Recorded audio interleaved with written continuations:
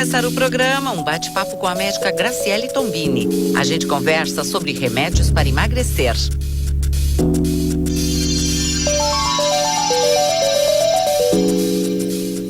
Quais são as diferenças entre esses remédios para emagrecer?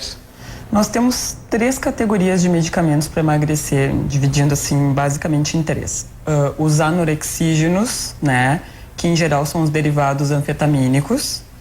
Os sacietógenos, né, que aí entraria a sibutramina. E os que eliminam gordura a nível intestinal, que a gente diria que é o orlistat, é o nome do componente, que ele eliminaria 30% da gordura no intestino. Cada um tem prós e contras. Para mim, a anfetamina ela só tem contra, né? Eu nunca fui a favor de anfetamina, nunca prescrevi no consultório. O que eu acho das anfetaminas? O que elas são, primeiro? Elas são medicamentos que agem em sistema nervoso central, elas inibem o apetite, elas tiram então a fome, não é que nem os sacietógenos, que a pessoa tem fome, mas na hora de comer ela reduz a quantidade. Então o anorexígeno ele tira a fome.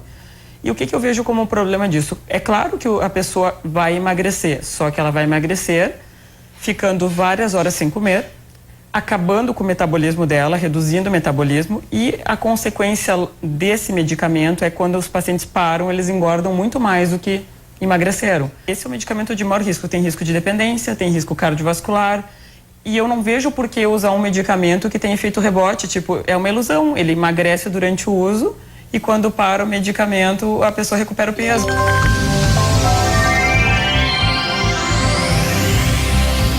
Tem médicos que prescrevem fórmulas para emagrecer e nessas fórmulas eles colocam uma dosagem de derivado anfetamínico e às vezes a pessoa não sabe.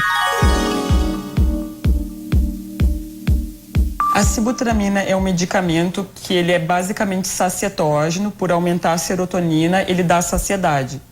Ele tem um leve efeito de aumentar a noradrenalina, não é anfetamínico, mas por aumentar a noradrenalina... Que é um neurotransmissor ou um hormônio? Exatamente, um neurotransmissor. Ele aumentaria o metabolismo, como? Aumentando a frequência cardíaca. E aí entra também a discussão da sibutramina, que pacientes cardíacos não podem ter esse efeito. E foi estudado em 2009, foi comprovado que essa substância, se usada em pacientes cardíacos, ela aumenta em 16% o risco cardiovascular. Só que, por outro lado, a gente tem que ser super cético ao analisar esses estudos, porque esse estudo foi feito em pacientes cardíacos. 10 anos a gente tem de estudo de sibutramina em pacientes não cardíacos e ela tem segurança nesses pacientes. Qual que é o recado que tem que ficar?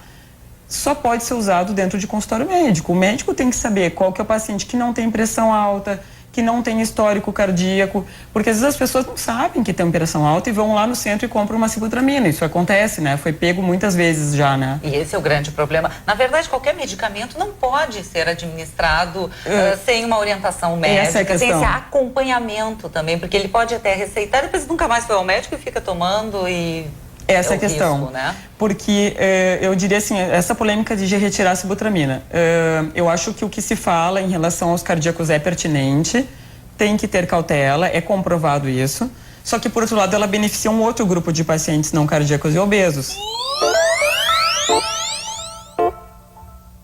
Esse medicamento é o único que não tem receituário controlado, porque ele só tem risco local, só a nível de intestino. Ele não teria tanto benefício em pessoas que comem mais carboidrato, porque ele elimina 30% da gordura ingerida. Mas qual é o risco desse medicamento? O risco dele é apenas a pessoa ter diarreia e de perda de gordura sem ter necessidade de ir no banheiro. Às vezes a pessoa tem flatulência e vai perder gordura. E o uso contínuo pode causar algum problema? Não. Só assim, ó, o que a gente tem que alertar? Nos estudos não foi comprovado deficiência vitamínica, porque a gente tem as vitaminas lipossolúveis, que elas são eliminadas, né?